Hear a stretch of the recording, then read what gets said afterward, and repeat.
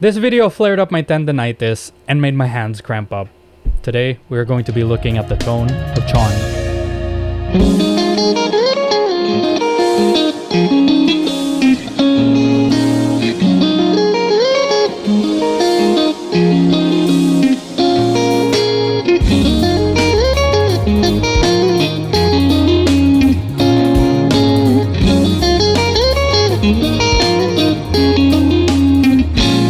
This is a request by Adrian Catolico and Yox Canoy. Sa wakas, I did a Chon video. Alam nyo na. So on the intro track, I am standing up because I was challenged to play that standing up. So there, I was standing up while playing Chon. You're welcome.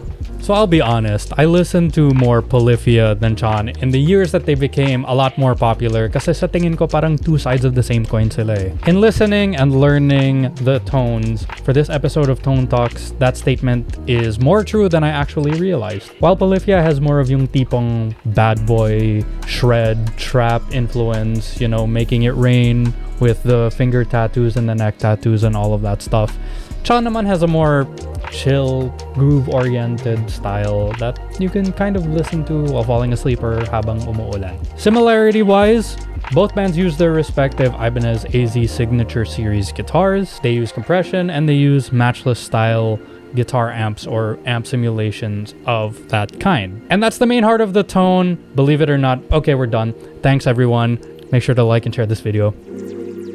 Kidding aside, let's look at the gear and the choices of Chon. On their guitars, they both use position 4 single coil split sounds, which would be the neck and the middle on your Strat, or in the case of Eric Hansel's signature guitar, that's going to be his bridge split with the neck. Then they both use Walrus Audio Warden optical compressors. Then that goes into a matchless Lightning 15 for Mario and a Spitfire 15 for Eric. If you've seen the rig rundown, they use a lot of effects, but ultimately those are mostly just used on the production for the records, but they usually just stick to the heart of their guitar tone. So now let's look at my version of the Chon sound, and today I created two just because, I don't know, I felt like it. So for the first one, we have a compressor. Now I know that an optical compressor, the closest one would be an LA2A. That's a typical optical style compressor. It doesn't have the attack and the release controls that you see on a regular compressor,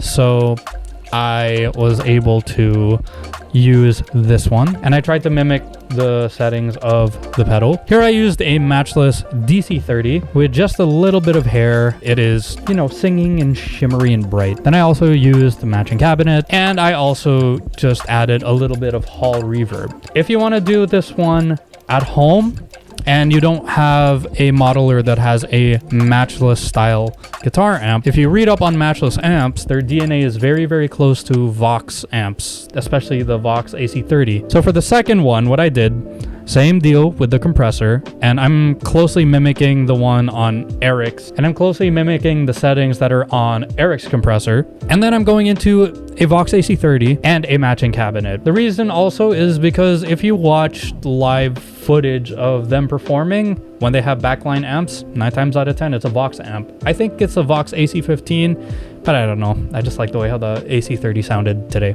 And I just added some really shimmery reverb here and also in post because I thought that it kind of fit the vibe. Now let's listen to my version. It's not perfect, but let's listen to my version of Gift.